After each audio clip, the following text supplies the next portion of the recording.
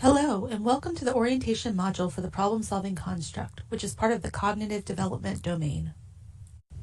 In this module, we'll review the research background and the rationale for including this construct in the K-3 formative assessment. Then we'll discuss the assessment materials for this construct, which include the progression itself with examples of the skills, as well as the assessment means form. The focus of this progression is on children's cognitive problem solving and how children solve problems, rather than whether they solve problems correctly. This progression is not about children's social problem-solving skills, for example, what to do when someone snatches an item out of your hands. It is also not about how children manage their emotions or persevere in difficult tasks. These things are measured in other construct progressions. It is important to assess problem-solving because it is a critical life skill that cuts across content areas. It is complex and cognitively demanding, and it is necessary for children to become critical and creative thinkers. It is also important because children need experience and instruction to develop problem-solving skills. Teachers, therefore, need information that can help guide them in providing learning experiences for children. It's also important that the constructs in this assessment are aligned with state early learning and K-3 standards because this is what your state has identified as essential for K-3 teachers to teach. There are a variety of definitions on the assessment means form, but I'm going to highlight just a few of them.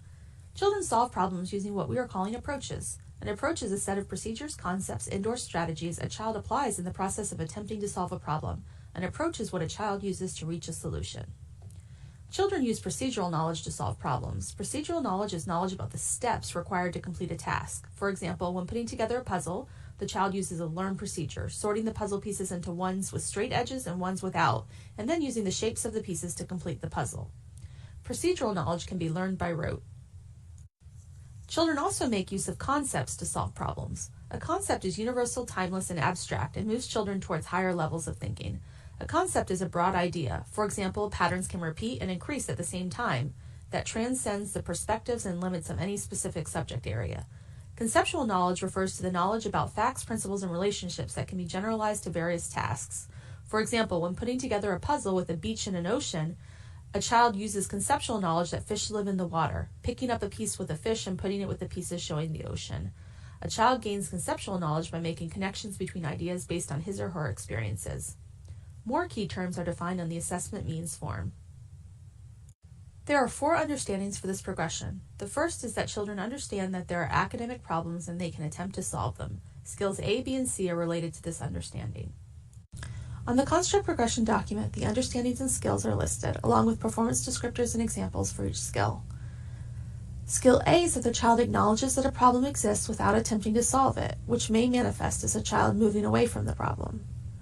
Skill B is that the child attempts to solve a problem by mimicking the motions and procedures of others or seeking general support from others very early in the problem-solving process, such as asking, "How do I do this?" or "I don't know what to do."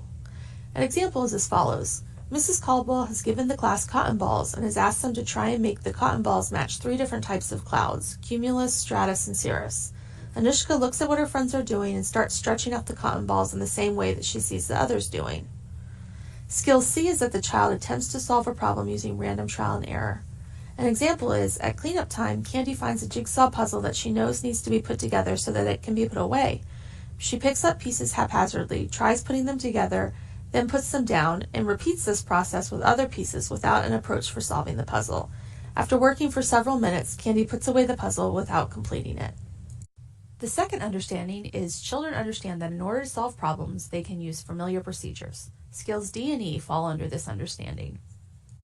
Skill D is that the child solves or attempts to solve a familiar problem using procedures learned in previous problem-solving experiences.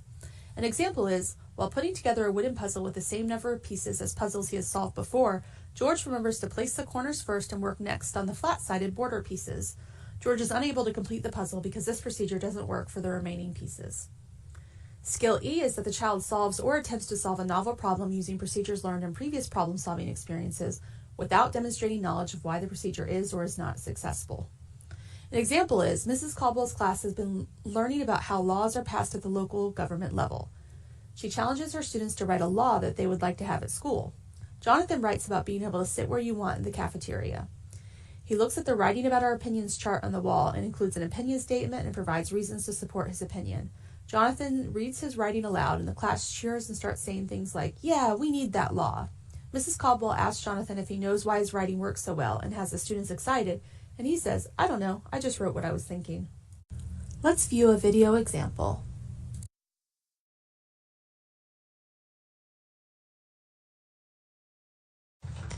You have 5 apples.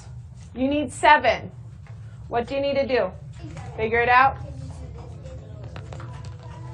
But read the question. You have 5. You need 7. How many more do you need? In this classroom, they frequently work with word problems. This child solved a word problem by making an equation. This is skill D because the child solved a familiar problem using procedures she learned in previous experiences. Let's view another example. Pay attention to both children in this video.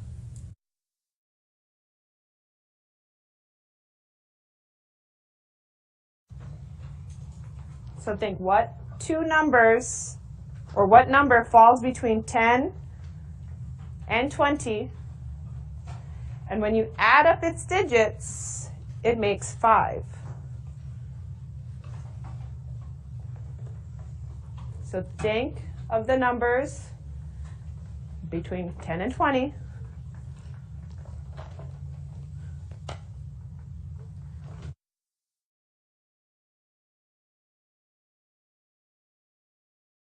This was a novel problem for both children.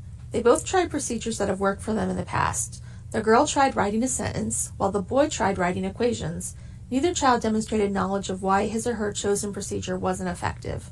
This is an example of skill E. The third understanding is children understand that in order to solve problems, they can use concepts in addition to procedures. Skills F and G are part of this understanding. Skill F is that the child states a hypothesis about how to solve a novel problem using both concepts and procedures. An example is, Ashley sits down next to Thomas as he tries to solve a flashcard problem. She says, "Hey, these numbers are just like the numbers in today's challenge problem. I think if we make 186 and 30 with unit blocks and then count all the blocks, we can trade for bigger units and get the answer." Skill G is that the child solves or attempts to solve a novel problem by connecting concepts and using familiar procedures. An example is, Diego takes out a new 3D puzzle of a globe. He dumps out all the pieces, turns them right side up, and looks through the pieces for a minute. Then Diego says, "Hey, there's no edge pieces." He looks more closely at the picture on the box and says, "Oh, it's a ball-shaped puzzle." He starts putting the pieces together, intermittently looking at the box for guidance. When Mr. Pellicero asks Diego to tell him about his plan for solving the puzzle, Diego says, "I'm using the picture on the box to know where the pieces go, just like I do with other puzzles. I also remember what we learned in class, and that helps. Like I remember we learned about Africa, and that is below Europe, so that helps me know where to put pieces that say Africa." Note that the difference between F and G is that in F, the child just develops the hypothesis, while in G, the child actually implements it. The fourth and last understanding is that children understand that concepts and procedures are used to solve familiar and novel problems efficiently. This understanding includes skills H, I, and J. Skill H is that the child generates and explains an alternate problem-solving approach, including when an approach is not working. An example is, Joe wants to put together a 3D stegosaurus. He knows that the backbone of a stegosaurus goes from small pieces at the neck to larger pieces on the back to smaller pieces at the tail. When he attempts to build a stegosaurus with unit blocks, the blocks will not support each other from small to large to small. So Joe tries building with plastic interlocking blocks and is successful. Joe explains that the unit blocks won't work because of the weight of the larger ones, but that plastic interlocking blocks work because locking together gives them stability. Skill I is that the child generates and explains multiple approaches for solving a problem. An example is, while Beckett and Joe are discussing ideas for making a book on airplanes, Mrs. Caldwell overhears Beckett say, "Let's make a flip book, or we can use that stop motion app that we used in class last week. Both would show airplanes moving." Skill J is that the child provides justification for why a chosen self or peer-generated problem-solving approach might be the most efficient one for solving a problem. An example is, during a math lesson involving 2-digit plus 2-digit problems, Ms. Gonzalez asks the class if anyone can explain how they solved the problem 26 plus 15. Ria says, "I group by tens. 5 plus 5 is 10, 10 plus 10 plus 20 is 40, plus 1 is 41. Ms. Gonzalez asks Ria to explain why she thinks that was the best way to solve the problem. Ria says, "It was quicker than counting on from 26 and faster than drawing 26 dots and 15 dots and counting them all." Let's look at one last video example.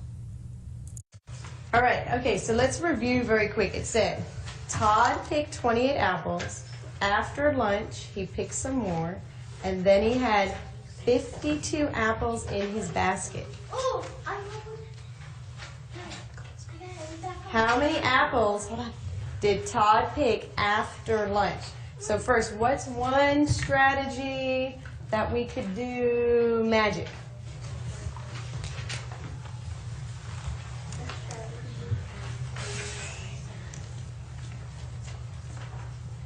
You make 20. Wait, face everyone so they can hear. You make 28 plus 24. 28 plus 24. Okay, so what is 8 plus 4? Wait. Well, put the 2 carry the 1, that would be a 5. So just put the 5 and it would be 52. Okay, so how did you know that this was 24? What did you do to get that answer? First, I put Face from this way. 34, but that would be 62. Hold on, Magic. Okay, say it one more time.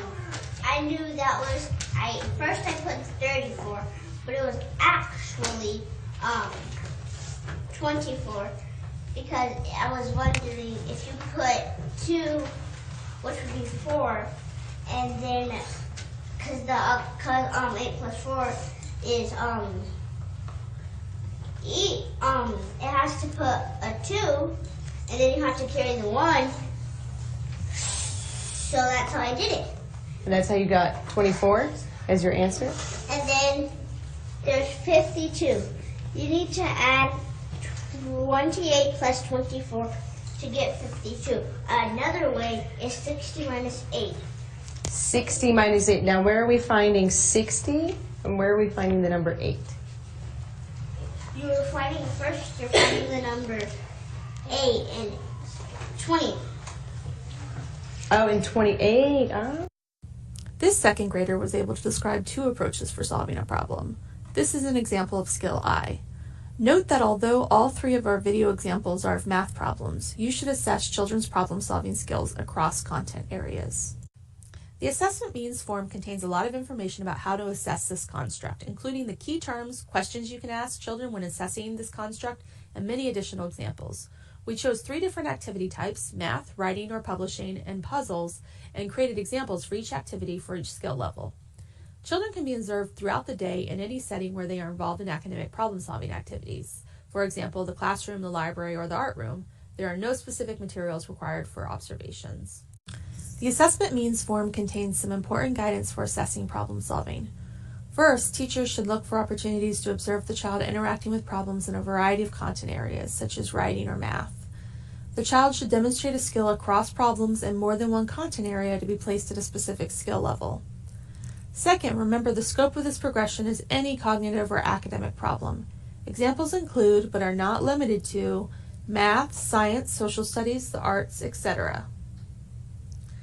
Third, teachers should not suggest approaches, procedures, or strategies to use for a specific problem until after documenting the child's performance.